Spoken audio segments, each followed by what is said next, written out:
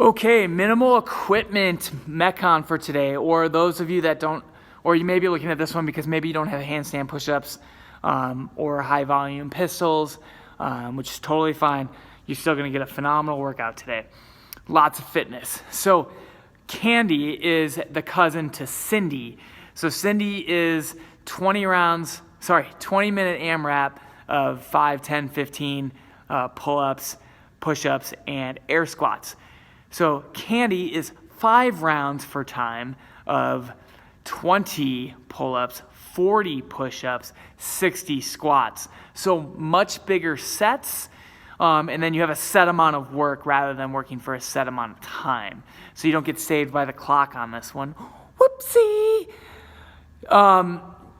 Yes, so that being said though, if you're not very well recovered, and maybe you don't have a high volume of these movements, but you want to do the big sets, 20, 40, 60, then I strongly encourage you to time cap yourself. Maybe set a time cap of 30 minutes or something like that, just so you're saved by the bell, and you're not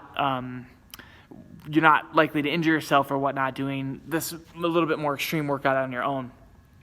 The other thing to consider as well is maybe you feel super recovered and you're like, yeah, I can work out for 40 minutes. I want to do the whole thing.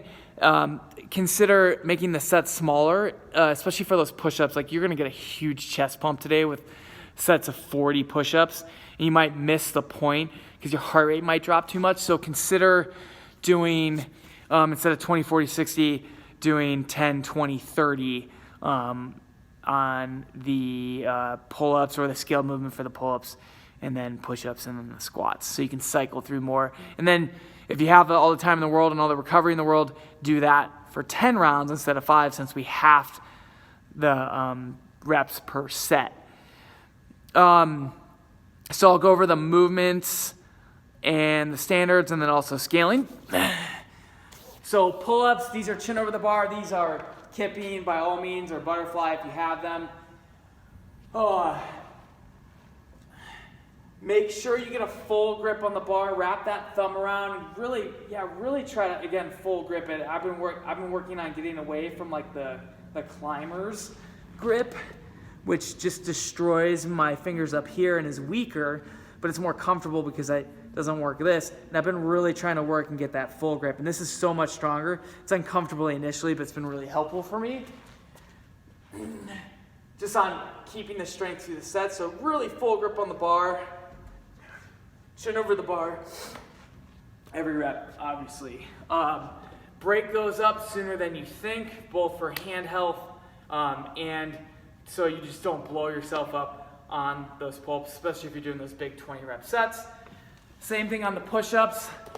In terms of sustainability in the movement, you don't need to worry about hand health on the push-ups, but I don't want you to start off with sets of 10 and then you're doing sets of 1 for the rest of the workout, and you finish 2 hours later. So smaller sets right off the bat, chest all the way to the ground. You don't need to hand release unless you cheat a lot. I would recommend then hand releasing to make sure you go all the way down.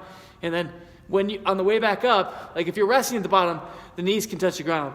But on the way back up, you gotta straighten the knees before you push back up.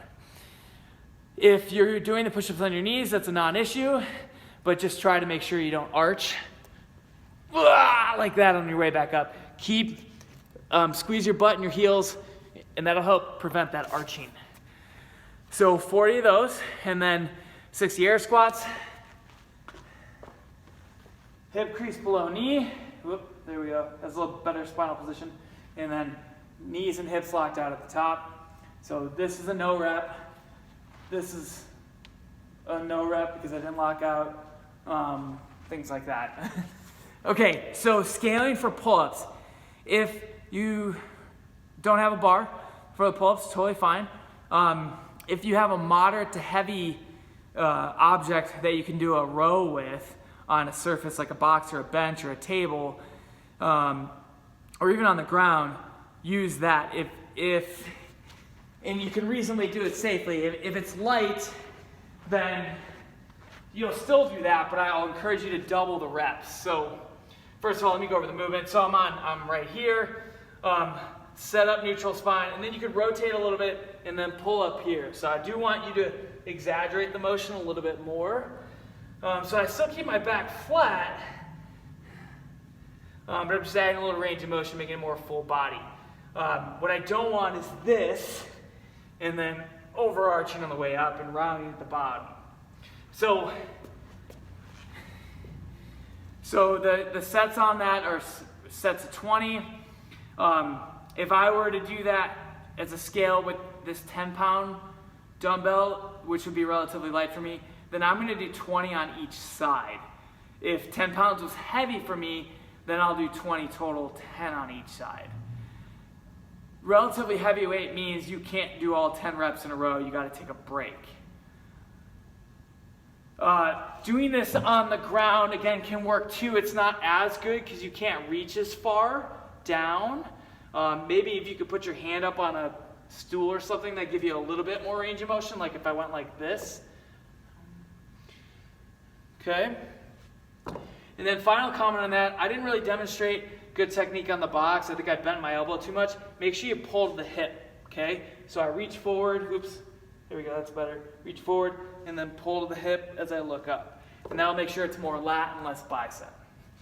Hopefully these tips help you get a phenomenal workout with Candy today. Enjoy.